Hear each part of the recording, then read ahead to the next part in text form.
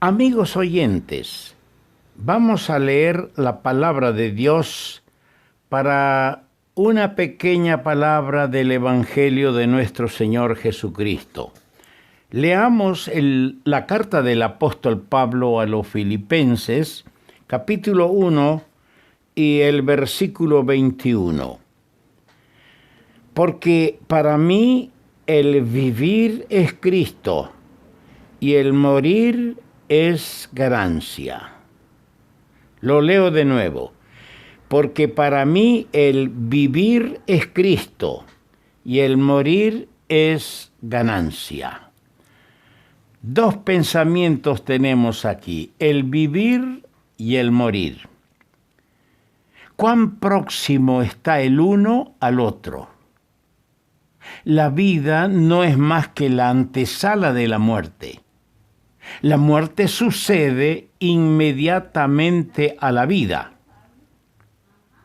La criatura nace y luego muere. La flor se abre y pronto se cae. Decía el rey David, apenas hay un paso entre mí y la muerte. Descubrimos que la vida del ser humano es como el vaivén del péndulo del reloj. Ese movimiento de un lado al otro marcan dos alternaciones, entre las cuales se balancea la vida de todo ser humano. Creo que todos reflexionamos, toda persona reflexiona y hacemos cálculos sobre si la vida tiene ganancias sobre la muerte. ¿Cuál ofrece más ganancias? ¿La vida o la muerte? Amigo mío, la vida tiene males, sufrimientos, flagelos, y todos llegamos a esa conclusión y decimos, mejor morir. Y cuando alguien se muere, en la tumba ponemos el epígrafe, que en paz descanse. Pero pensamos en la muerte y la pesadilla del sueño mortal y el temor a lo desconocido nos lleva a aceptar la vida como lo más preferible. Pero Pablo, el apóstol de Jesucristo, en este maravilloso texto que yo he leído en Filipenses, porque para mí el vivir es Cristo y el morir es ganancia, aquí nos muestra el apóstol las ventajas de la vida y las ventajas de la muerte. Tal es así que él no sabe cuál elegir, pues las dos le ofrecen dicha. Por una parte, la vida es dulce, porque el vivir es Cristo.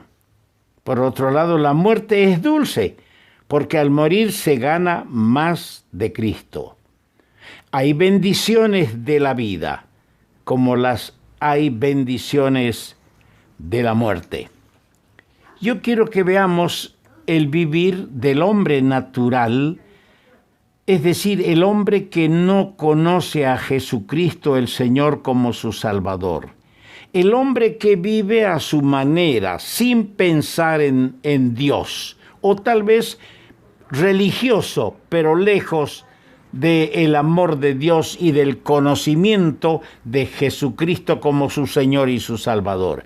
Quiero que meditemos en el vivir del hombre natural y luego el vivir del cristiano. Primero, si preguntamos a un comerciante, a un hombre que trabaja en el comercio, le diríamos a él, ¿qué es para usted el vivir? Y va a decir el trabajo. Para mí el vivir es trabajar y ganar dinero y acumular las riquezas. Les preguntamos a los jornaleros, a los changadores, ¿qué es para ellos el vivir, la vida? Dirían, para nosotros el vivir es el trabajo, los golpes, el sufrimiento, las privaciones de cada día. Si le preguntamos a un hombre intelectual, a un letrado, ¿qué es para él la vida? Él, con conocimientos profundos, con su propia filosofía de la vida, nos diría, para mí el vivir es la sabiduría. Ahí está la vida. Le preguntamos a los militares, les preguntamos a los artistas, dirían ellos, para mí el vivir es la fama, el dominio, la gloria terrenal. Pero ahí nos intercepta el apóstol Pablo y triunfante proclama, para mí el vivir no es riqueza, ni trabajo, ni la literatura, ni la fama, ni dominio, ni la gloria terrenal. Para mí el vivir es Cristo. Cristo primero, Cristo último, Cristo en medio, todo en todo y eternamente Cristo. Eso sería lo que nos diría el apóstol. El vivir del cristiano. Vimos el vivir del hombre que está en su estado natural sin conocer a Cristo. ¿Cuál sería el vivir del cristiano? Para todo cristiano, Cristo debe ser el origen y el centro de la vida regenerada. Porque la palabra regenerada se aplica en la Biblia para aquel que ha conocido a Jesucristo y ha sido aceptado y perdonado. Podemos decir como Pablo, esta es una interrogante que yo lanzo, un desafío. Podemos decir como Pablo, vivo no ya yo, mas Cristo vive en mí. ¿Puedes decir eso, como dijo Pablo? Para el cristiano el vivir es Cristo como su modelo. Está comprobado que el comportamiento humano es siempre seguir un modelo. Adrede o sin darnos cuenta, andamos siempre imitando a alguien. El cristiano verdadero va a procurar vivir, acercarse más cada día al modelo perfecto. Bien dijo el Señor Jesucristo, bástale al discípulo ser como su maestro.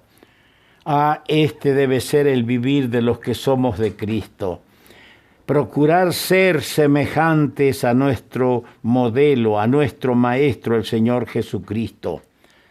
En tercer lugar, para el cristiano el vivir, Cristo es su meta en el vivir.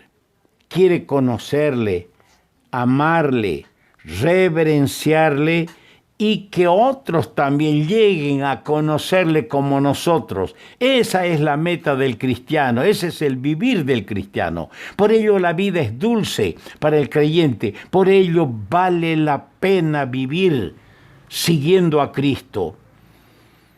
Pero ¿cuál es el morir? Porque son dos palabras que muestran diferencias, estados diferentes, destinos diferentes. ¿Cuál es el morir del cristiano? Dice, es ganancia.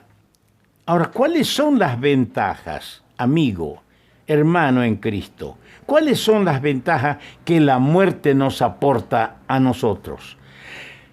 En primer lugar, la muerte es un principio. El mundo dice que la muerte es el fin.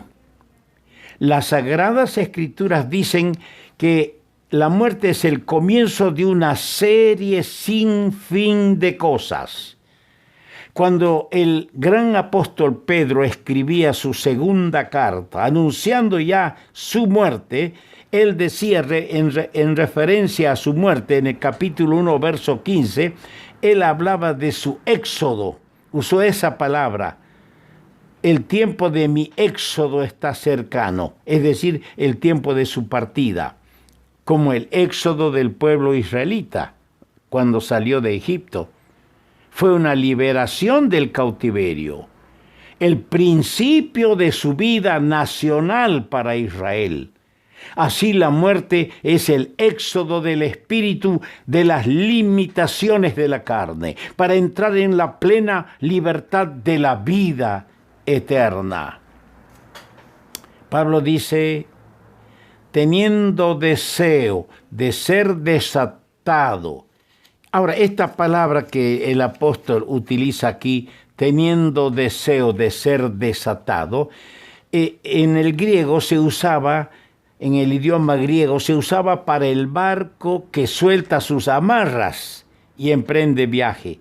Es desatado el barco, la embarcación es desatada del muelle y está libre para extender sus velas y emprender el viaje.